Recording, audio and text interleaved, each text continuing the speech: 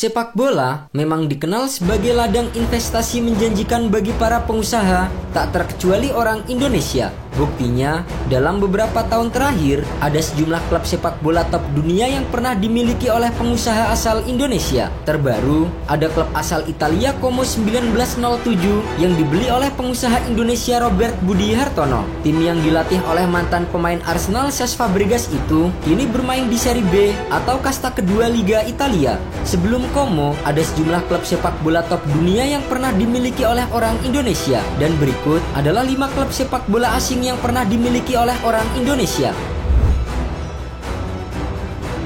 Inter Milan. Di urutan pertama, ada klub Serie A Inter Milan. Mungkin sudah menjadi rahasia umum jika Ketua Umum PSSI saat ini Erick Thohir merupakan mantan pemilik klub Italia Inter Milan.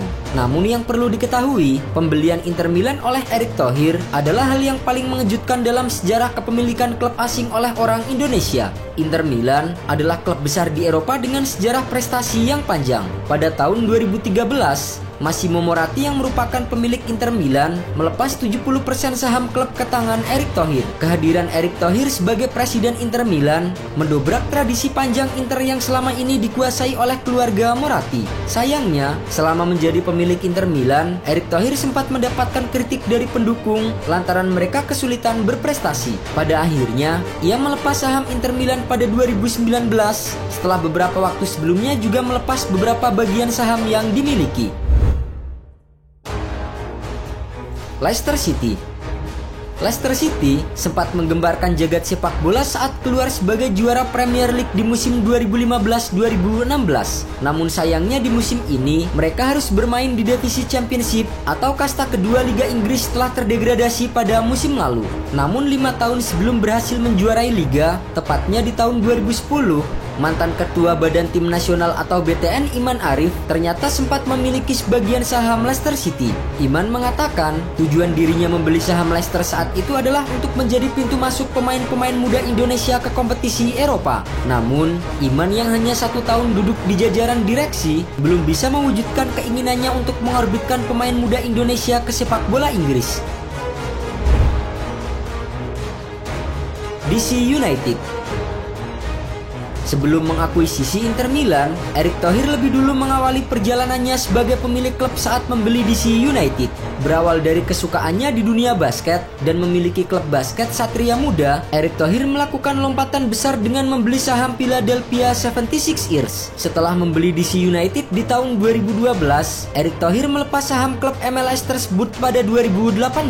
Selama menjadi pemilik DC United, Erick Thohir sempat membuat 2 pemain asal Indonesia yaitu Andik Firmansyah dan Samsir Alam berlatih di Amerika Serikat. Namun sayangnya, kedua pemain itu tak masuk skuad DC United di MLS yang saat itu dilatih oleh Ben Olsen. CSVC. Beralih ke Liga Belanda, salah satu pengusaha asal Indonesia Bakri Group pernah memiliki saham klub bernama CSVC. Melalui klub ini juga, pemain muda Indonesia yang pernah ditempa di Uruguay lewat program SAD Indonesia melanjutkan karirnya. Di antaranya ada Samsir Alam, Alvin Tua Salamoni, Yeriko Kristiantoko, dan Yandi Sofyan. Namun sayangnya, karir mereka tak sesuai dengan yang diharapkan, hingga akhirnya Bakri Group menjual saham CSVC. Brisbane Roar.